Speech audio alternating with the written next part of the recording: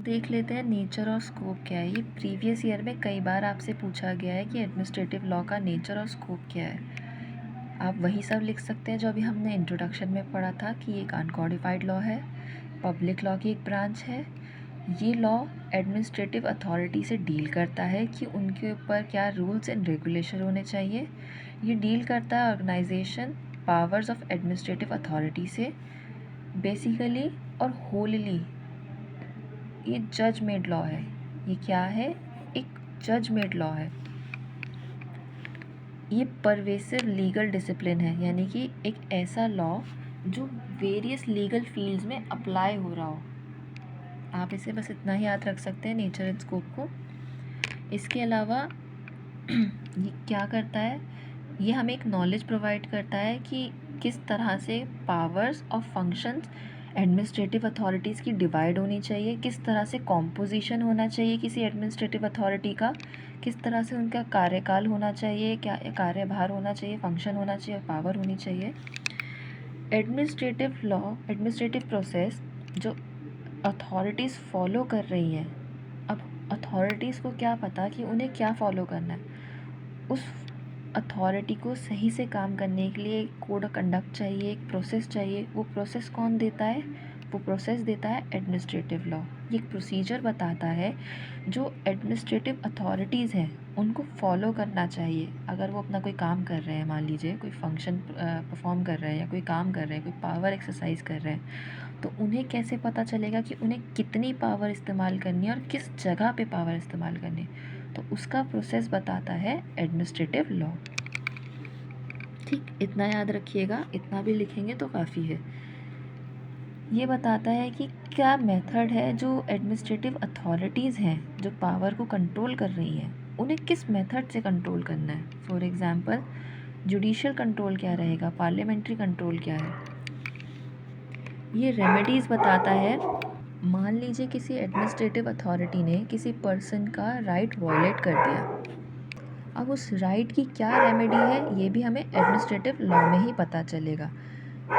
Remedy कितनी तरह की दे रखी है? एक कॉन्स्टिट्यूशनल रेमेडी है और एक साधारण यानी कि ऑर्डिनरी रेमेडी है। कॉन्स्टिट्यूशनल रेमेडी हमारे पास क्या है दोस्तों? हमारे पास रिट्स है, आर्टिकल 32 सुप्रीम कोर्ट और आर्टिकल 226 हाई कोर्ट। और ऑर्डिनरी रेमेडी क्या है? ये क्वेश्चन आ जाता है इंजंक्शन, यानी कि किसी चीज़ पे रोक लगा देना।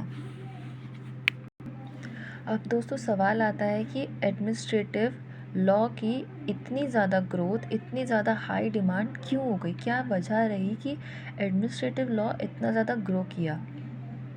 सबसे पहला पॉइंट है कि गवर्नमेंट की फ़िलॉसफी चेंज हो गई। पहले गवर्नमेंट कैसी थी कि सब चीज़ों पे कंट्रोल रखना है, स्टेट कंट्रोल रखेगा। और किंग वाले टाइम पे जब मोनार्की थी तो कोई किंग से सवाल नहीं कर सकता था कि आपने ऐसा क्यों करा, आपने सज़ा क्यों दी। लेकिन जब फ़िलॉसफी ऑफ गवर्नमेंट यानी कि मोनार्कशिप से डेमोक्रेसी की तरफ आए तो फ़िलॉसफी चेंज हुई गवर्नमेंट की। और जब डेमोक्रेसी वाली गवर्नमेंट होती है तो उसमें हर किसी को, हर अथॉरिटी को जवाबदेही होती है, यानी कि जवाब देना पड़ता है उनके एक्शंस के लिए। तो जब ये फ़िलॉसफी आई कि डेमोक्रेसी, मोनार्की से डेमोक्रेसी आई, तो एडमिनिस्ट्रेटिव लॉ की भी ज़रूरत पड़ी। इसके बाद गवर्नमेंट ने ये कंसेप्ट फॉलो करना स्टार्ट किया, लेजिस फेयर।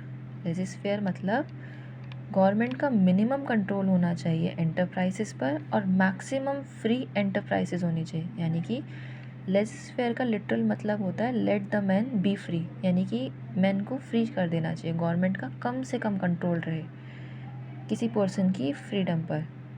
एंटरप्राइजेस जो है बिज़नेस वगैरह, उस पर मिनिमम कंट्रोल रहे और मैक्सिमम फ्री एंटरप्राइजेस हो, यानी कि कोई भी कर सके, फ्री मार्केट हो। This concept was followed in France, so government has nothing to do. मतलब ये कंसेप्ट जो है लेजिस फेयर फ्रांस में फॉलो हुआ था, जहाँ गवर्नमेंट का कुछ काम ही नहीं था ज़्यादा कि मतलब हर चीज़ पे रोक टोक करे, इस तरह का कोई काम नहीं था गवर्नमेंट का।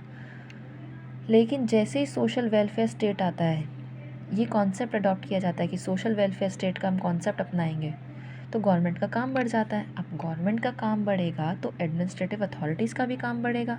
एडमिनिस्ट्रेटिव अथॉरिटीज़ का काम बढ़ेगा तो हमें उन्हें पावर भी देनी पड़ेगी, और पावर को रेगुलेट करने के लिए अब एक लॉ भी चाहिए। तो वो लॉ कहाँ से आया? एडमिनिस्ट्रेटिव लॉ से आया। ये मैंने आपको एक्सप्लेन कर दिया कि एडमिनिस्ट्रेटिव अथॉरिटीज़ पर एक चेक देने के लिए हमें एडमिनिस्ट्रेटिव लॉ की ज़रूरत है।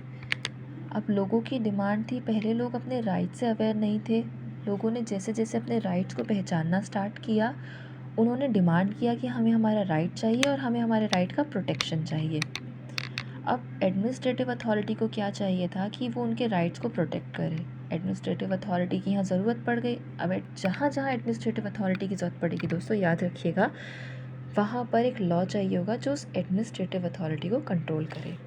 इसके बाद इनएडिक्वेटी ऑफ लेजिस्लेटिव सिस्टम, यानी कि डेलीगेटेड लेजिस्लेशन। ये मैं आपको बाद में बताऊंगी, लेकिन आपको शॉर्ट में बता देती हूँ। पार्लियामेंट के पास पावर है कि वो अपनी कुछ पावर को ट्रांसफ़र कर देता है, लॉ मेकिंग पावर को, एग्जीक्यूटिव को।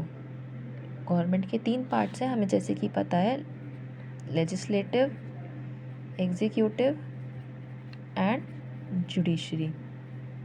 तो पार्लियामेंट यानी कि जो लॉ मेकिंग बॉडी है, उसके पास पावर है कि वो अपनी कुछ पावर ट्रांसफ़र कर देती है लॉ बनाने की, किसको, एग्जीक्यूटिव को। और इसी चीज़ को बोला जाता है डेलीगेटेड लेजिस्लेशन। ये सवाल आपसे पूछ लिया जाता है CCSE में, तो आप याद रखिएगा। और डेलीगेटेड लेजिस्लेशन में कौन लॉ बनाता है, एडमिनिस्ट्रेटिव अथॉरिटी बनाती है, राइट। और 4th पॉइंट है हमारे पास दोस्तों, हमारा जो जुडिशियल प्रोसेस है वो बहुत स्लो और बहुत एक्सपेंसिव है। हर कोई अफोर्ड नहीं कर पाता और बहुत स्लो है। आपने सुना होगा, delayed justice is justice denied. Sorry, मैं थोड़ा सा कंफ्यूज हो गई हूँ। एक्सपेंसिव और स्लो जुडिशियल प्रोसेस है। कोर्ट बाउंडेड है कि वो एक प्रोसीजर को फॉलो करेगी अगर उसे जस्टिस देना है। अब प्रोसीजर को फॉलो करने में स्पीड ऑफ जस्टिस तो ऑब्वियस सी बात है कम हो जाता है, क्योंकि प्रोसीजर बाय प्रोसीजर फॉलो करना पड़ेगा हर चीज़ को, और डिसीजन आने में भी टाइम लगेगा। इस प्रॉब्लम को सॉल्व करने के लिए एडमिनिस्ट्रेटिव ट्रिब्यूनल्स को बनाया गया, ताकि वो प्रिंसिपल ऑफ नेचुरल जस्टिस को फॉलो करें, principle of natural justice and equity को फॉलो करके आपको जस्टिस दें, स्पीडी जस्टिस दें। इसके बाद है अपॉर्चुनिटी ऑफ एक्सपेरिमेंट, यानी कि गवर्नमेंट ने सोचा कि डेलीगेटेड लेजिस्लेशन देकर एक एक्सपेरिमेंट किया जाए कि कितना वर्क करेगा। इसके अलावा non technical character of administrative process, इसका मतलब होता है दोस्तों, एडमिनिस्ट्रेटिव अथॉरिटी का जो नेचर है वो नॉन टेक्निकल है जस्टिस देने का, यानी कि वो कोई प्रोसीजर फॉलो नहीं कर रही जैसे कि हमारे कोर्ट्स फॉलो कर रहे हैं। तो नॉन टेक्निकल कैरेक्टर हो गया एडमिनिस्ट्रेटिव प्रोसेस का। Evolution of social